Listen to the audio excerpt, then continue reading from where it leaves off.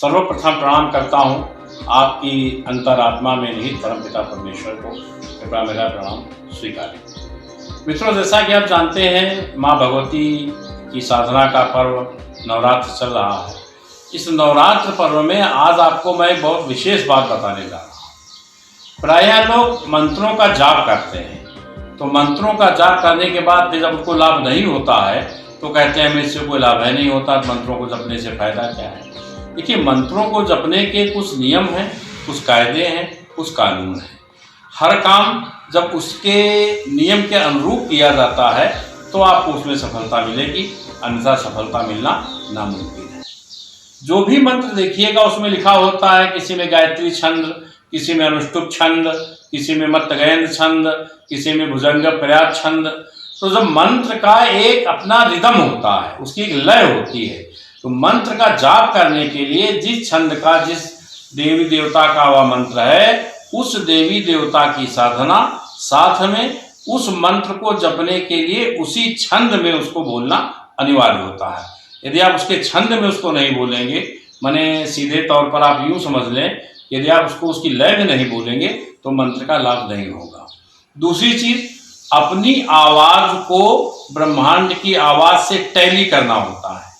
Tally करने से मेरा मतलब है, जैसे आदमी हारमोनियम बजाता है ना, तो गायक अपनी आवाज को उसे सारे इस तरह करके अपनी आवाज को हारमोनियम की आवाज से टैली करता है।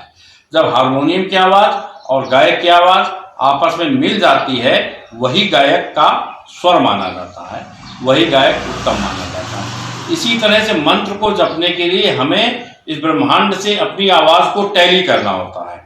टैली करने की पद्धति क्या है, नियम क्या है, ये मैं आपको बता दे रहा हूँ। मसलन आप कोई बीज मंत्र ले लीजिए, कोई भी ले लीजिए। मान लीजिए आपने ह्रीं बीज मंत्र ले लिया।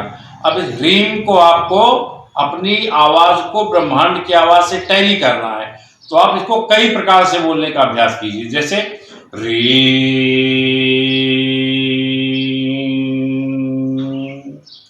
ह्रीं,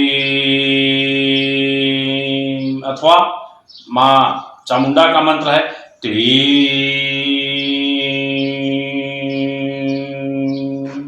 एक समय ऐसा आएगा जब आप इसको कई तरह से बोलेंगे तो आपको खुद लगेगा कि मेरी आवाज मेरे अंदर गूंजने लगी है।